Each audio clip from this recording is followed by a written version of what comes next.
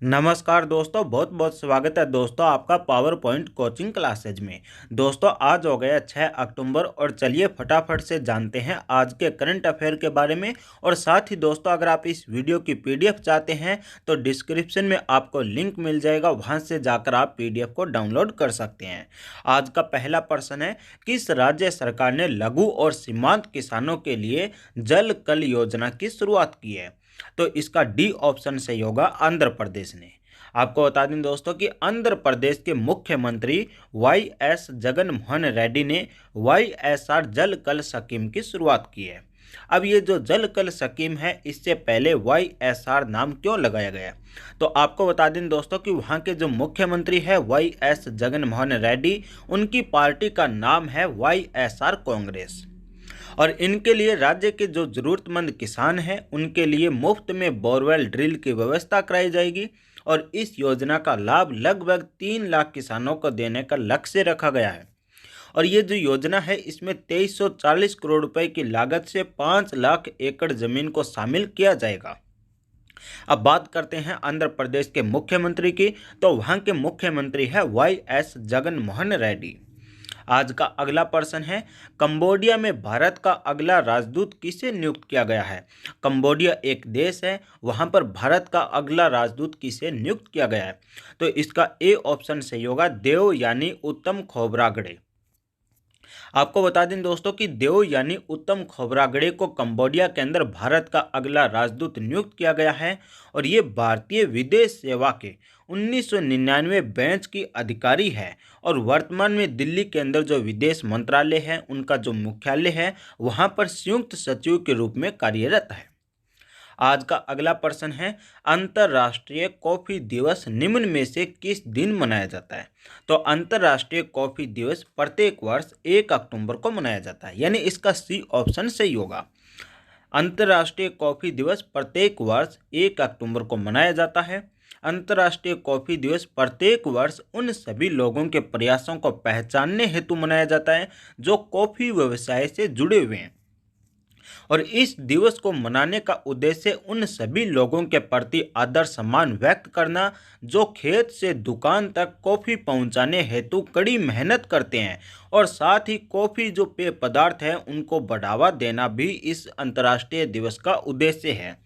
अंतर्राष्ट्रीय जो कॉफ़ी संगठन ने साल 2015 के अंदर इटली के मिलान शहर के अंदर पहला कॉफ़ी दिवस का आयोजन किया था। अब ये बात आई है यहाँ पर अंतर्राष्ट्रीय कॉफ़ी संगठन की, तो इसके बारे में बात करते हैं। अंतर्राष्ट्रीय यानी इंटरनेशनल कॉफ़ी ऑर्गेनाइजेशन, इनकी स्थापना हुई थी 1963 में। इसका मुख्यालय है लंदन में। लंदन इंग्लैंड की राजधानी का नाम है। और भारत की बात करते हैं तो भारत में सबसे ज़्यादा कॉफ़ी उत्पादन होता है कर्नाटक राज्य में 71%। दूसरे स्थान पर केरल है 21% के साथ। और तीसरे स्थान पर तमिलनाडु है 5% के साथ। आज का अगला प्रश्न है, CNES किस देश के अंतरिक्ष एजेंसी है जिसके साथ इसरो ने आगामी वीनस मिशन या शुक्र यान के लिए हाल ही के अंदर समझौता किया है? तो CNES जो एजेंसी है, ये फ्रांस की एजेंसी है, यानी इसका सी ऑप्शन सही होगा, फ्रांस। और आपको बता दें दोस्तों कि CNES और इसरो के बीच में एक यहाँ पर समझौता हुआ है। और वो समझौता है कि अगला जो वीनस या जो शुक्र यान भेजा जाएगा, उनके अंदर दोनों एजेंसी मिलकर ही काम करेगी। CNES फ्रांस की एक अंतरिक्ष एजेंसी है। अब बात करते हैं इसरो की, तो इसरो जो है इनकी स्थापना हुई थी 15 अगस्त 1969 को। इसकी ज़्यादातर वर्ष न पूछकर इसकी तारीख पूछी जाती है पेपरों के अंदर कि इनकी स्थापना कब हुई थी, तो 15 अगस्त को। इनका मुख्यालय है बेंगलोर में। बेंगलोर कर्नाटक राज्य की राजधानी है और भारत की IT राजधानी भी कहलाती है। इनके जो हेड यानी इनके मुखिया कौन है? इनके मुखिया है के सिवान। और जो के सिवान है, उन्होंने पिछले दिनों जो अपने भारत के अंदर चंद्रयान भेजा गया था, जो क्रैश हुआ था, उस वक्त प्रधानमंत्री मोदी जी से गले मिलकर जो रोए थे, वो के सिवान इनके मुखिया है। और ये भारत की स्पेस एजेंसी है इसरो। आपको बता दें दोस्तों कि हाल ही में के सिवान जो इसरो के मुखिया हैं, उनको वॉन करमन पुरस्कार से सम्मानित किया गया है। और अब बात करते हैं कि शुक्र जो ग्रह है, वहाँ पर अब तक कौन कौन से देश पहुँच चुके हैं। तो अब तक अमेरिका, जापान, रूस और यूरोपियन जो एजेंसी है वो शुक्र ग्रह के ऊपर पहुंच चुके हैं। अब बात करते हैं थोड़ी सी ग्रहों के बारे में कि कौन सा ग्रह कहाँ है, इनमें से कोई इंपॉर्टेंट पर्सन कौन से हैं। तो सूर्य के सबसे नज़दीकी ग्रह की बात करते हैं तो वो है बुध ग्रह, और सबसे गर्म ग्रह की बात करते हैं तो ये शुक्र ग्रह है, और शुक्र ग्रह को इवनिंग और मॉर्निंग स्टार के नाम से भी जाना जाता है। और जो पृथ्वी के समान आकार का है, शुक्र ग्रह जो है वो पृथ्वी के समान आकार का है, इसलिए इसे पृथ्वी की जुड़वा बहन भी कहते हैं।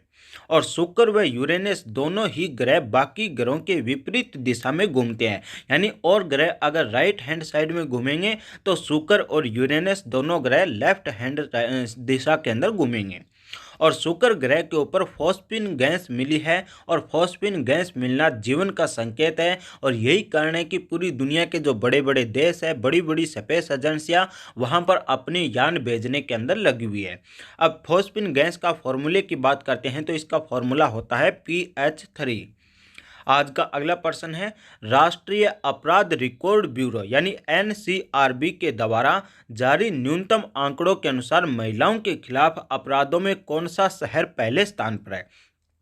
NCRB एक भारत की राष्ट्रीय एजेंसी है, वो आंकड़े जारी करती है अपराधों से संबंधित। तो उसमें महिलाओं के खिलाफ कौन से शहर के अंदर सबसे ज़्यादा अपराध हुए हैं, तो इसका ए ऑप्शन सही होगा, नई दिल्ली। नई दिल्ली के अंदर महिलाओं के खिलाफ सबसे ज़्यादा अपराध हुए हैं। अब बात करते हैं कि एरो इंडिया का 13वां संस्करण पुणे के अंदर होगा। यहाँ पर देख सकते हैं आप कि डी ऑप्शन एक पुणे दिया हुआ है, तो पुणे की बात करते हैं तो आने वाले दिनों के अंदर एरो इंडिया का 13वां संस्करण पुणे में होगा। विशाखापट्टनम की बात करते हैं तो विशाखापट्टनम में हाल ही में एक मिसाइल पार्क की स्थापना की गई है, और ये पर्सन बहुत इंपॉर्टेंट है दोस्तों। मिसाइल पार्क का जो नाम है वो रखा गया है अग्निप्रस्थ। अब बात करते हैं NCRB के बारे में। NCRB का पूरा नाम है नेशनल क्राइम रिकॉर्ड ब्यूरो, यानी ये पूरे देश के अंदर जो अपराध होते हैं उनका रिकॉर्ड रखते हैं। इनका मुख्यालय है नई दिल्ली के अंदर, और ये भारत सरकार का जो गृह मंत्रालय है यानी मिनिस्ट्री ऑफ होम अफेयर्स का हिस्सा है। इनके वर्तमान में डायरेक्टर है रामफल पवार, ये एक IPS अधिकारी है। स्थापना जो हुई है NCRB की वो हुई है 11 मार्च 1986 को। इनका मोटो क्या है, यानी हर एक जो एजेंसी होती है या हर एक जो संस्था है उनका एक ध्येय वाक्य होता है या मोटो होता है, तो वो इसका है empowering Indian police with information technology. आज का अगला प्रश्न है, किस अंतर्राष्ट्रीय संगठन ने भारत में अपने परिचालन को रोक दिया है, यानी आपको उस अंतर्राष्ट्रीय संगठन का नाम बताना है जिन्होंने भारत के अंदर अपने परिचालन या अपना जो कार्य है उसको रोक दिया है। तो इसका डी ऑप्शन सही होगा, एमनेस्टी इंटरनेशनल। ये एक संस्था है जो एक अंतर्राष्ट्रीय लेवल की संस्था है जिन्होंने भारत के अंदर अपना कार्य रोक दिया है।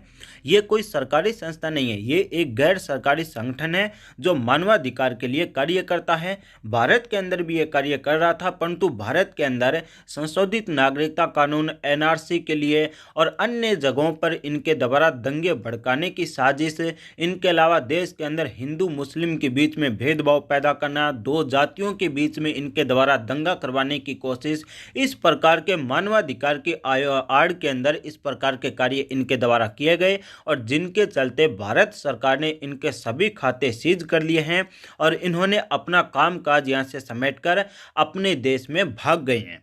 आपको बता दें दोस्तों कि इनका मुख्यालय लंदन के अंदर है। ये इतना इंपॉर्टेंट नहीं है मुख्यालय, इनके बारे में इतना ही इंपॉर्टेंट है कि हाल ही में किस अंतर्राष्ट्रीय संगठन ने भारत में अपना काम रोका है, तो वो है एमनेस्टी इंटरनेशनल। किसके लिए कार्य करता है, मानवाधिकार के लिए।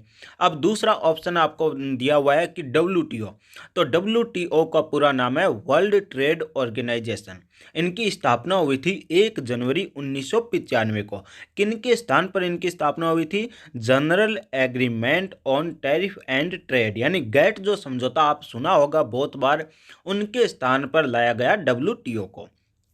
और ये दुनिया का सबसे बड़ा आर्थिक संगठन है WTO। इनका मुख्य कार्य है कोई भी दो देशों के बीच में अंतर्राष्ट्रीय जो व्यापार होता है उनका रेगुलेशन करना। इनका मुख्यालय है जिनेवा, स्विट्जरलैंड के अंदर।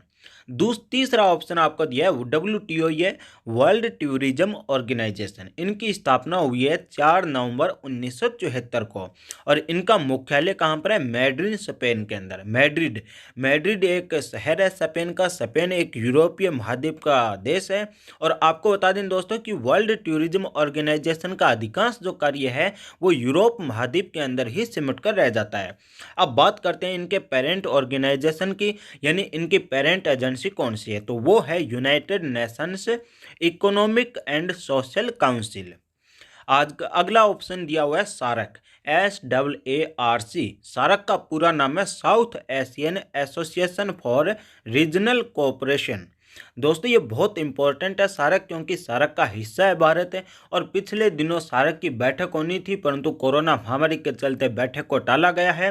और इसके लिए सार्क देशों के सभी विदेश मंत्रियों की बैठक हुई थी और उस बैठक के अंदर भारत ने हिस्सा लिया, परंतु बैठक शुरू होने के बाद में भारत ने बैठक का बॉयकॉट कर दिया। क्यों कर दिया? क्योंकि पाकिस्तान के विदेश मंत्री ने ऐसी हरकत की, उन्होंने अपने बैकग्राउंड के अंदर पाकिस्तान का एक ऐसा नक्शा लगाया जिनमें भारत के कई हिस्से पाकिस्तान के दिखाए जा रहे थे। सार्क की स्थापना की बात करते हैं तो 8 दिसंबर 1985 को सार्क की स्थापना हुई थी और मुख्यालय इनका काठमांडू में। इनके सदस्य देश 8 है और 8वां जो सदस्य बना है सार्क का वो है अफगानिस्तान, जो बना है 2005 के अंदर। अब बात करते हैं अंतिम जो ऑप्शन दिया हुआ है बिम्स्टेक, यानी BIMSTEC। इसका पूरा नाम है bay of Bengal. Bay of यानी बे का मतलब खाड़ी है, बंगाल की खाड़ी। Bay of Bengal initiative for multi sectoral technology and economic cooperation. अब सदस्य देशों की बात करते हैं बिम्स्टेक के, तो बिम्स्टेक के जो सदस्य देश बांग्लादेश, भूटान, भारत, म्यांमार, नेपाल, श्रीलंका और थाईलैंड है, यानी 7 इनके सदस्य देश है।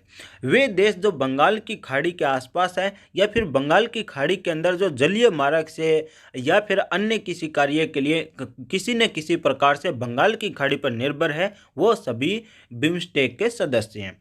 स्थापना की बात करते हैं तो बिम्स्टेक की स्थापना 6 जून 1997 को हुई थी और मुख्यालय इनका ढाका है। ढाका बांग्लादेश की राजधानी है और बांग्लादेश की जो करेंसी का नाम है वो टक्का है और बांग्लादेश की वर्तमान प्रधानमंत्री कौन है? शेख हसीना है।